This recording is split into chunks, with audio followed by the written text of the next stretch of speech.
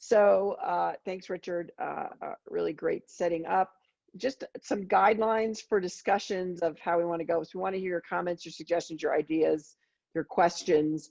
We want to emphasize that we may not know the answers to your questions, but we'll be happy to kind of collect them and work on getting answers.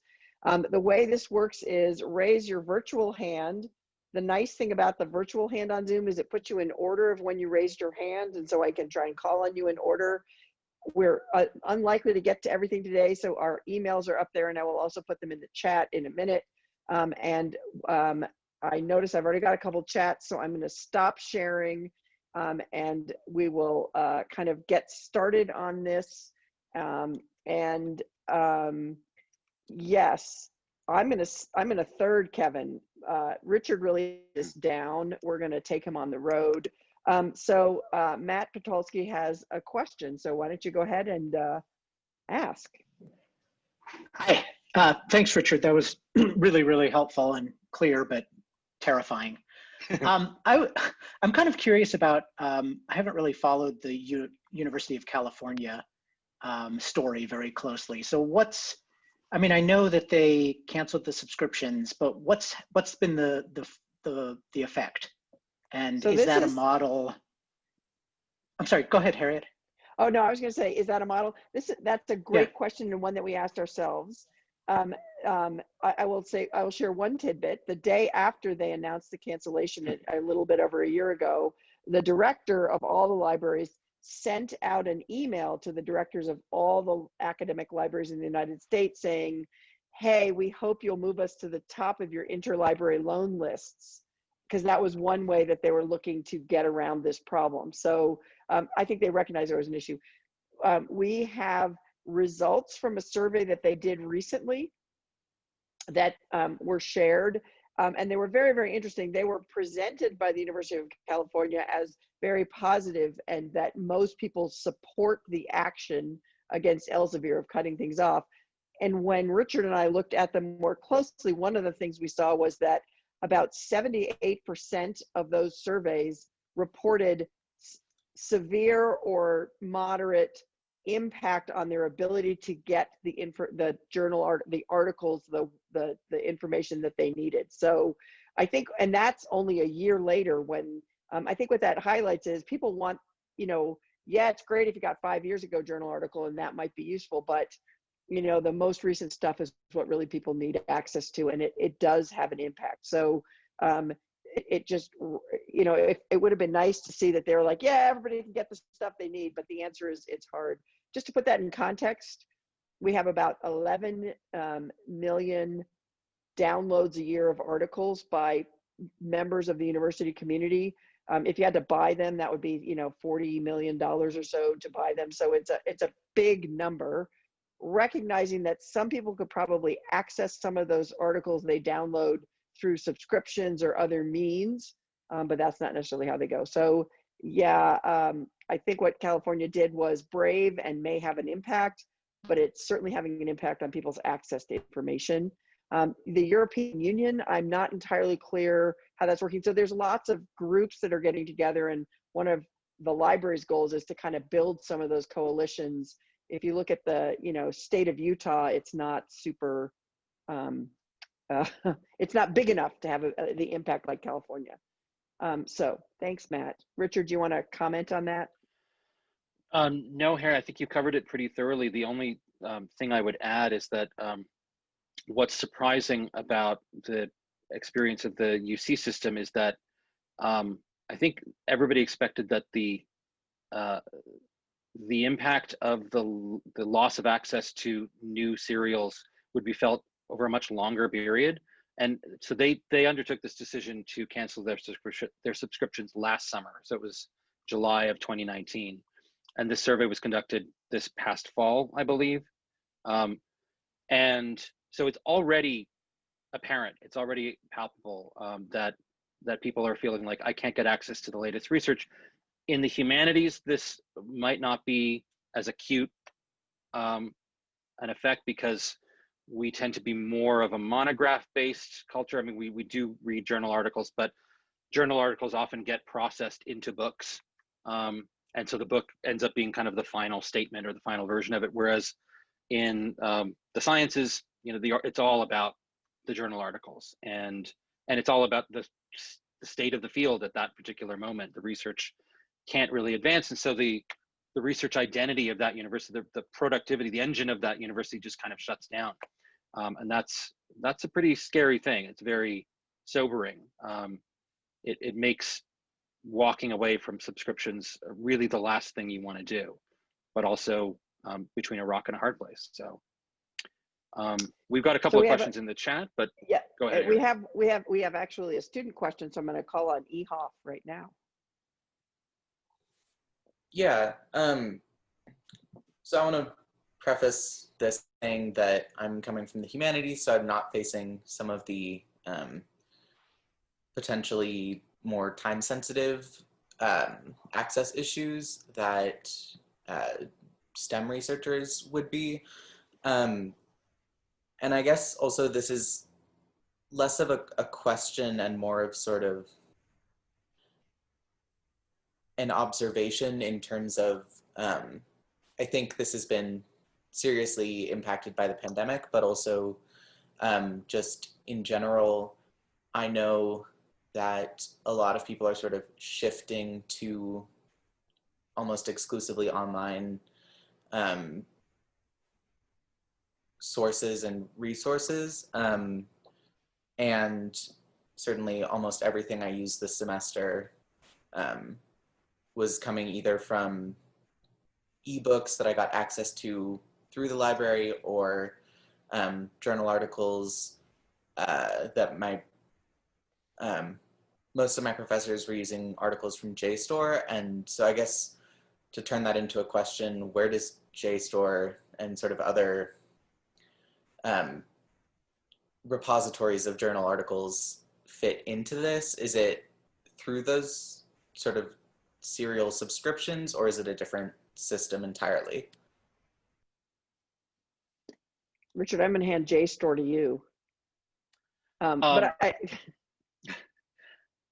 to be honest with you, I don't know. I mean, it's a database that we subscribe to, but I don't know which of the major publishers handle it. I have to assume it would be affected at some level, but I couldn't tell you with pinpoint accuracy which one.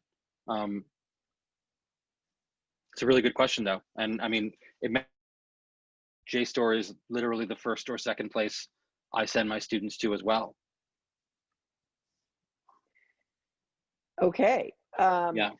So there's something for us to go find out about, and I think there's all this focus on Elsevier, and I also think that it's worth and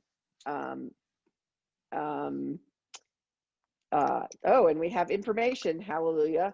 JSTOR is nonprofit, and Hathi Trust is the same. But even if they're nonprofit, they have to have access to the articles in some way. So there's probably some cost associated that we should find out about. I think we should go to Amber's question, who has background noise. What can faculty do to help the problems that the library is facing?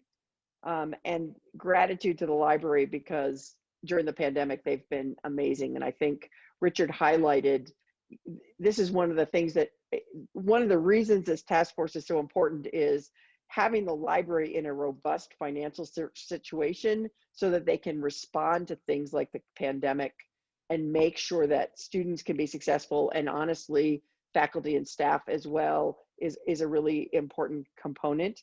In terms of what faculty can do, that's a hard question. I don't think that the answer is stop using journals, right? We want you to keep up. I think educating yourself is a great start, and kind of getting to know the library. Richard, I don't know what your thoughts are on that. Oh gosh. So this is Amber's question about what can faculty do.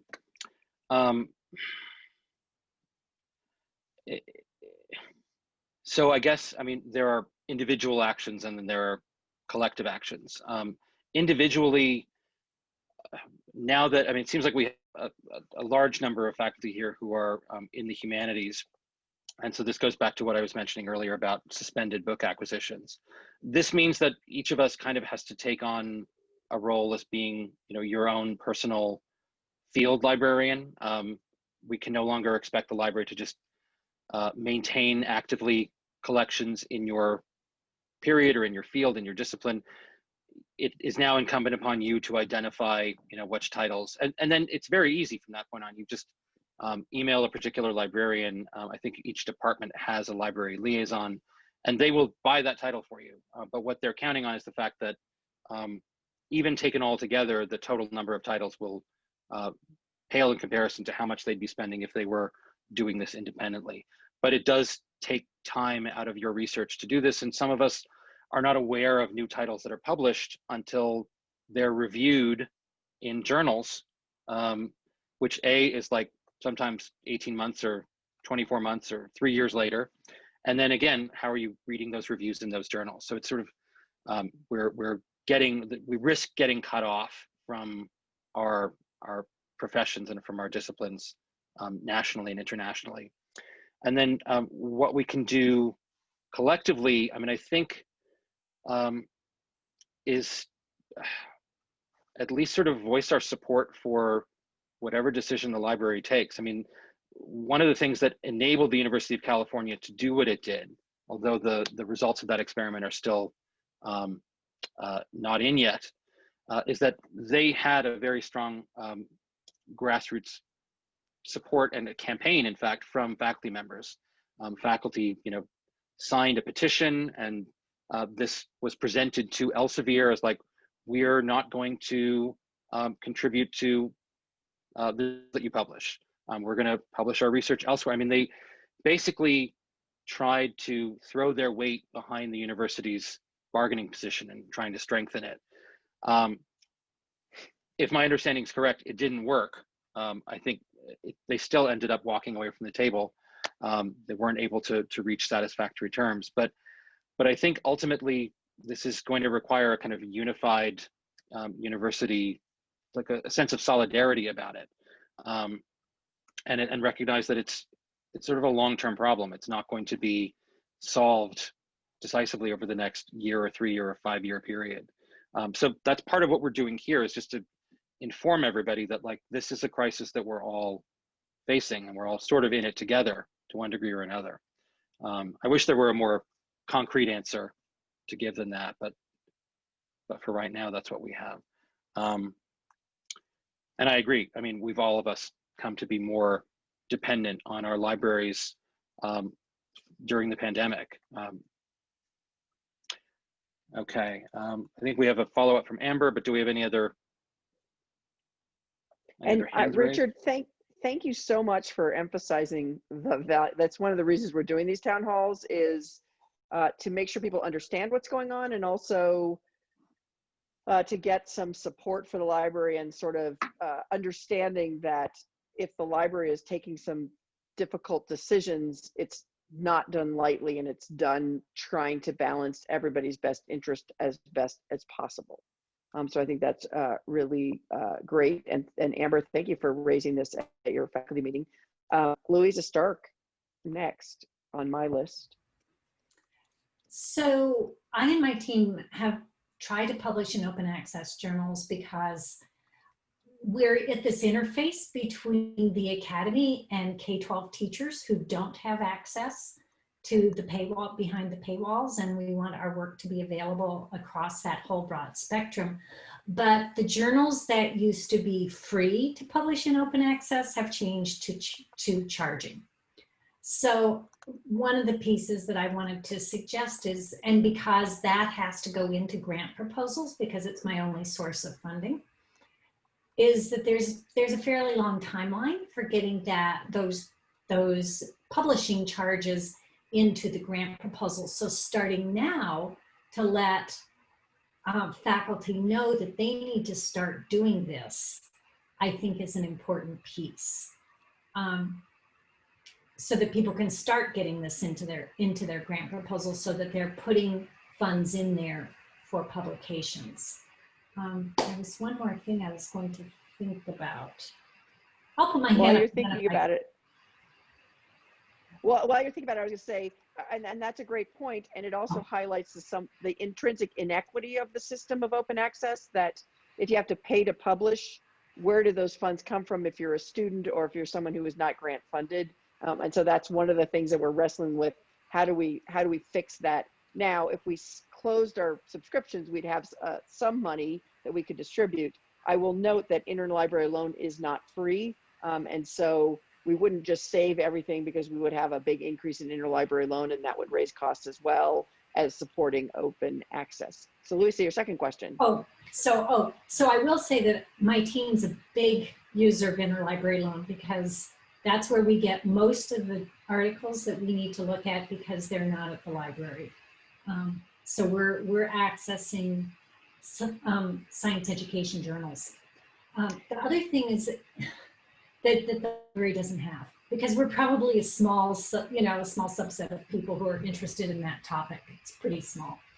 The other thing I wanted to mention, and Harriet, I've been on the committee with you about looking at RPT, and I think that's another critical piece, because if we move to open access journals more, and if faculty are judged by the journals that they're publishing in, then we have a big problem. And so that's really there really has to change that culture.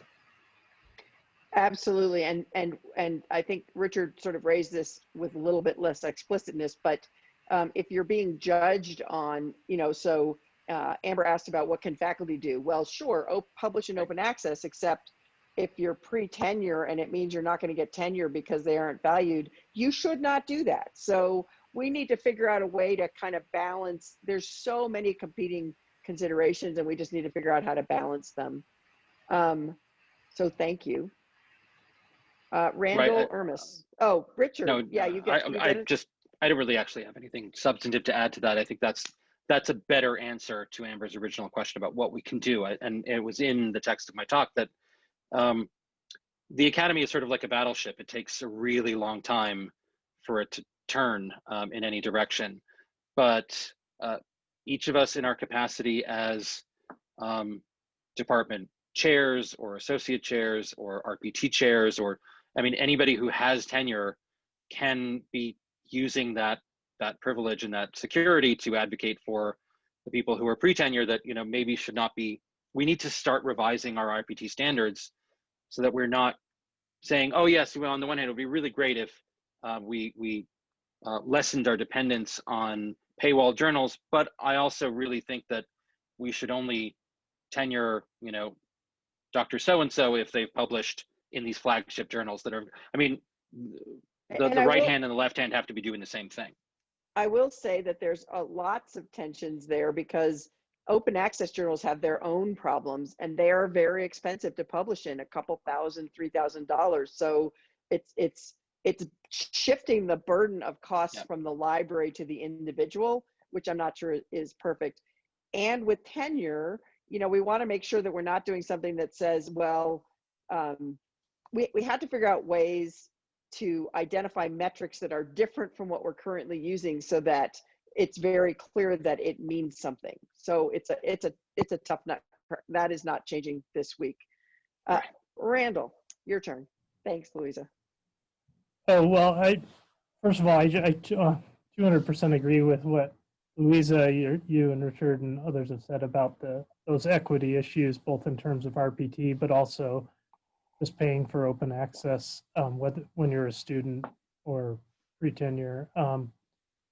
Also, I have to say a huge thanks to Interlibrary Loan, because I use them all the time, and they're probably hide their head as soon as they see one of my requests coming in, because they're so frequent. So huge thanks to them, especially even during the pandemic when everything was shut down in the spring and summer. So I'm just to say where I'm coming from. I'm a faculty member in geology and geophysics, and I also work at the Natural History Museum of Utah on campus. And specifically, I'm a paleontologist, and our field has quite enthusiastically embraced open access. Although, despite the fact that we often don't get big grants that easily cover all our open access fee needs. And also, we tend to have very long half-life for our research contributions, so we routinely are citing things not only 25 or 50 years old, but 100 or 200 years old.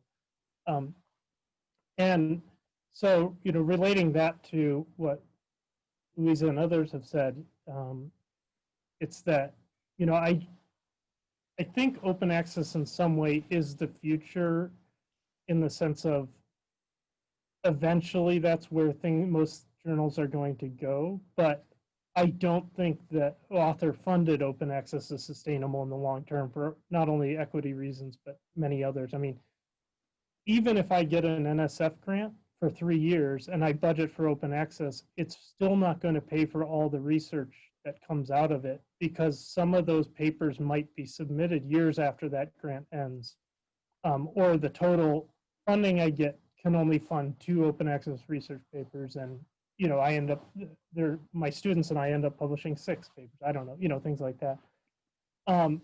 So that gets, sorry, that's all a very long-winded way to get to the fact that I know that there are institutional discussions with some of these publishers about open access, because it's not just there's open access journals and there's not open access journals. Like Springer and Elsevier have options in their non-open access journals for you to publish open access. So, and I know that some other large institutional libraries have made this a part of their negotiations with the publishers, which is, as part of this subscription, our researchers get to publish open access in your journals for free or for a reduced amount. Like, I'm wondering where that fits into the equation. Yeah, there's a lot there in the sort of how can we, as we're discussing, it's really not an either or. We get rid of Elsevier altogether and all the other ones, or we keep them the way they are. There's sort of a negotiation, finding coalitions that can negotiate more effectively, even though they're somewhat limited by the inability to share information, and also developing new ways of publishing, developing support mechanisms for those new ways of publishing. And part of me thinks, well, maybe this will fix itself because it's so obviously crushing that surely it has to get fixed. But I have to say, I have been feeling that way for 20 years. So I'm somewhat losing my optimism. So we are running very close to time. We don't have anybody's hand up right now that I can see. There is a question that we got ahead of time about special collections, and are those going to continue to be supported, and sort of real holdable books. And maybe, Richard, that's an answer for you. I think lots of people are worried about that. I mean, I don't have a definitive answer except to say I'm never putting my hand to a piece of paper where I say we should not fund special collections. Neither am I. Yeah. I mean, there are things that we all recognize. We recognize that over the last couple of decades, the entire paradigm of the library has been shifting away from a place that primarily houses collections to a place that's more user-centered, and about curating a research every user that walks in the door with your particular needs, so that they're paired with a specific librarian who guides them through that research. And this applies as well to like the units that spring up in the library that the library fosters financially. But I think library leadership recognizes that there are some aspects of that older mission that are never going away. And special collections, I mean, if a library is not a place to keep old books, there is no place like it. I wanted to just circle back to Randall's question, because I think you're right that there's spectrum here about open access, and already the academic publishing industry is pivoting toward open access, but in a very predictably co-opted way. It is the major publishers that are starting to build open access options into their offerings. And the concern that we've heard from the librarians we've spoken to is that this is really a kind of wolf in sheep's clothing situation, that the publishing fees associated with open access, if they're controlled by the same profit-oriented corporations are just eventually going to get jacked up more and more and more, and the barrier to publication is going to keep on increasing. And this affects, I think out of any population, the most vulnerable one has to be grad students. I think this was mentioned earlier, because graduate students are really caught in that space between, they have the research expectations of faculty members, but the research resources of undergraduates, maybe even less, because they're on really pitiful stipends. And if they're in a situation where they need to publish in premier journals to be considered on the job market, then they're also passing through the small time span that they are liable to be affected by a violent change like this, much more than the rest of us who have longer duration careers to our advantage. Okay, do we have time for any more questions? Should we? Sean, if you could stick around for a few more minutes, I can stick around for a few more minutes. People are welcome to take off if you need to take off, but we are happy to stay and answer questions, and we so appreciate everybody's engagement. And we've gotten, as with every town hall, some really nice ideas about, oh, hey, we need to figure out how JSTOR and those nonprofits like Happy work, and we need to, yeah. And you've all highlighted the difficulties of this, and thank you for giving us some personal input on how that all works. So any other hands raised or comments? Can I just ask a question? This is really random, but 8 or 9 years ago, the library had a small pot of money for open access that you could apply to, that existed for maybe 3 or 4 years, and it was a wonderful program, and then it disappeared. And I was just wondering where, like, I know that that was a very small amount of money, but like where in the budget that came from? Was that from Marriott, from someone else? I don't know where the money came from. Sorry to jump in, Harriet. No, thank you, because I don't either. I don't remember where it came from, but it's come up in our discussions that these subventions for open access publication were available. And I mean, I'm glad to hear that they were noticed and well received in your precinct, but apparently the global perception was that no one was taking advantage of them, and they just got scuttled. It just sort of got because it wasn't publicized widely enough. And I think there were the same factors militating against. I was going to say, yeah, go ahead. And it runs right into that same thing. Am I going to publish in open access if it's not going to let me get promoted? And I will, the money Mark England says was from Marriott's budget, so thank you. I will also say, that the dark side of open access is predatory journals, which have proliferated. And one reason I think they can't say how many journals there are is because it's hard to tell which ones are real. There's just, so that's a whole thing we're not getting into, but it's a consideration if you say, we're going whole hog for open access. And 20 years ago, it seemed like open access was this great opportunity.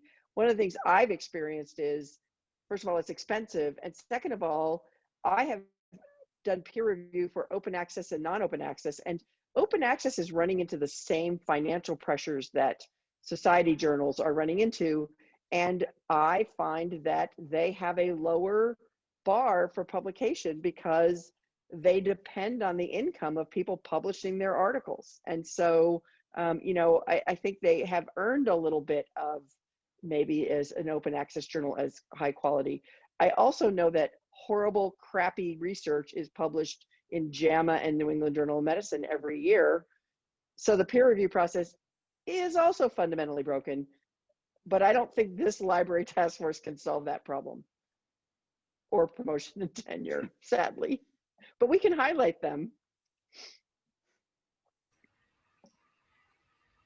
So I just wanted to bring up one challenge for me and my team is that we have to order a lot of articles through interlibrary loan, but they have to come through Marriott because they're science education. They don't come through Eccles. And the only reason we can order them is because I have an adjunct appointment in education. So all my team members who need articles have to ask me to order them for them for our work.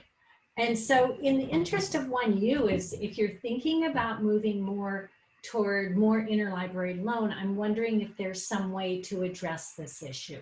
Or is this because each library pays the interlibrary loan fees for the faculty members in their area, and therefore, you know, it's not one pot of money, it's each separate library's pot of money for interlibrary loan? So that's an interesting question, because I was under the impression, I have ordered interlibrary loan through Marriott many times, so I had the impression it was open access, but I do have an adjunct appointment in biomedical engineering, so maybe it wasn't obvious to me that that's it. And you didn't know.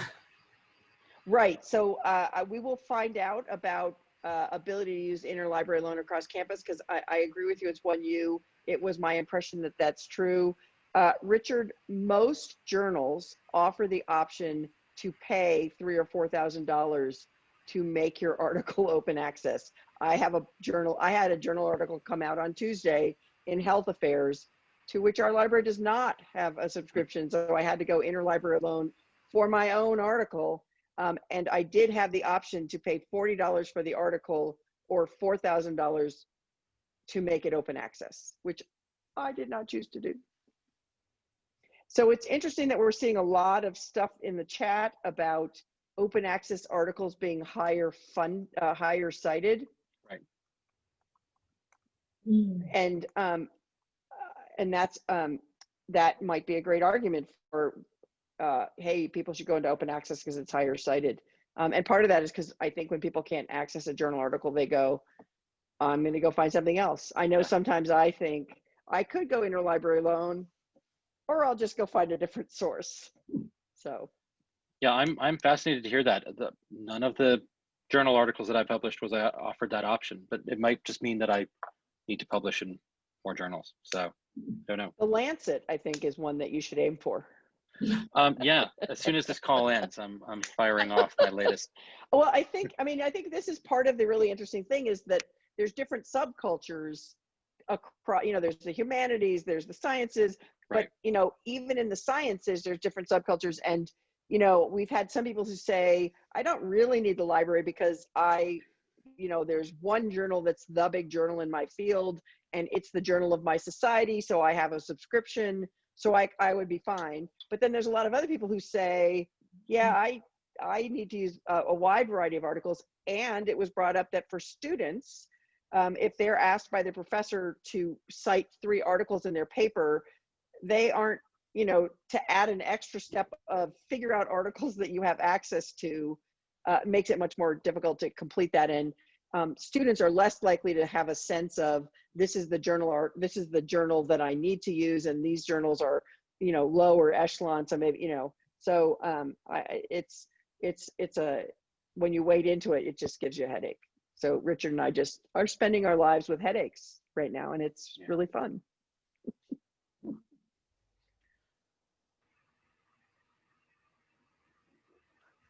So just right. because I'm sensing that we're close to wrapping up, I wanted to just throw in one other piece of procedural information, which is that, we've got one more question from Randall, but it has not come up, I think, in our overview yet when this report is due, but it's due in the spring. It's due in March. So anytime between now and then, if anyone learns of something that might hold promise for cobbling together a conglomerate set of solutions for the library in the short term or the long term, please let us know about it. We'd like to be the faculty's access point. We have to be the faculty's access point for any possible solution. So you have my email address and Harriet's email address in the chat. Please take note of them and just consider us at your disposal if you want to talk about this further. Do we want to talk about Randall's question, Harriet? Preprint repositories? Yeah, I mean, what my response to that is, yeah, that archive and all those things, they're a huge growing thing. They aren't really recognized by the academy at this point, but they might be a great place. And there is an argument that the peer review that happens there is better than the peer review that happens in a journal because it's crowdsourced. So yes, that should be something in the conversation. It is not the place that I would recommend an assistant professor publish at this moment, but it's possible that at some point, I mean, to be honest, I think publication is changing, and in 20 years we won't recognize it and all these problems will go away because it will have become something so completely different, but we're at that place where it hasn't changed yet. And Randall, I appreciate your question. We're happy to stay. And we have Tim saying, well, they're respected in genomics and physics. So I think it depends on how people are sharing, you know, genomics, I can think about how that is an important component. E talks about ILL. Now, my experience of interlibrary loan is that I get almost everything, everything I've ever requested, I've gotten electronically. So theoretically, interlibrary loan is something you could use and get. I've never gotten anything but electronic versions, which is the brilliant part of modern libraries, is that it's all that you can get digital, although Richard likes to actually touch books, and we might mention his special collection behind him of actual library books that he apparently now owns. So this is a fraction of the Preiss Auxiliary Library. A lot more at my office, which I don't have access to. But yeah, I think it probably bears mentioning about ILL is that maybe this was covered earlier. I must have been maybe distracted taking a note, but ILL is not a scalable solution because the more individuals who are leaning on those services, you need to hire more staff, the processing time goes up, the delivery time gets slowed down.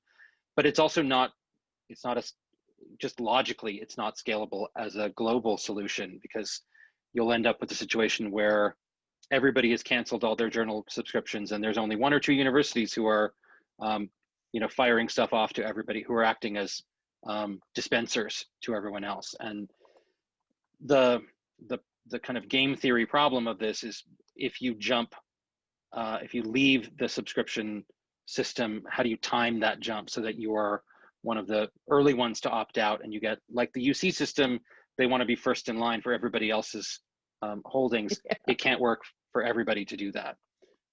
We're trying to get ahead of this issue, but I think we're going to be hearing more and more about this in the next year or two.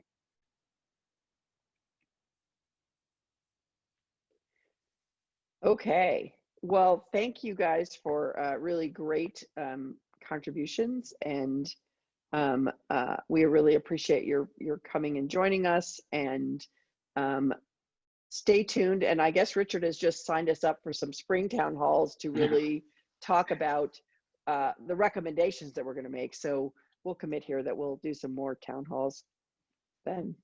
So thanks, everybody. Thank you all. Please be in touch if anything occurs to you.